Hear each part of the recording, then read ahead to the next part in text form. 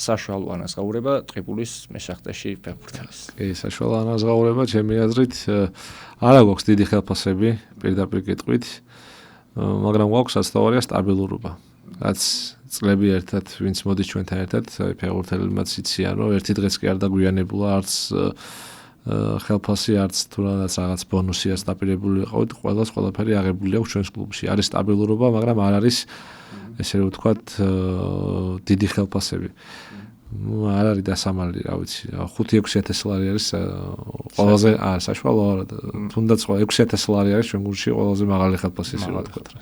ყველაზე დაბალიც ყველაზე დაბალი ახალგაზრდებს აქვთ ეხლა და არ არის საჭირო მაგის თქვა, იმიტომ რომ მალე მაგათ უფრო ბევრად მეტი ექნებათ და მე რო ექნებათ მეტი, მე ვიტყვი ადრე ვთქვათ. შემილია რომ გითხრათ ერთი ფაქტი, რომ ჩვენი მთლიანი სახელმწიფო ბიუჯეტი ფეხბურთელებზე რაც არის თვიური, იმაზე ბევრად მეტი აქვს ერთ კლუბს, ერთი კლუბის ერთ ფეხბურთელს. საქართველოს ჩემპიონატში. ამით ყველაფერი ნათქვამი ამგვარია. ჩვენ მაინც გავაკეთებ ჩვენ გასაკეთებელს მცირე რესურსებითაც კი.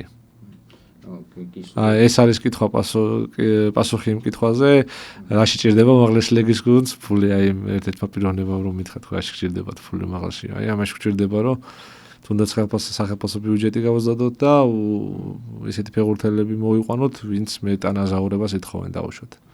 სრული ვიდეო ნახე Newsmakers-ის YouTube არხზე. თუ მოგეწონა ეს ვიდეო, დაალაიქე და გამოიწერე არხი, რომ არ გამოგჩეს შემდგომი საინტერესო სიახლეები.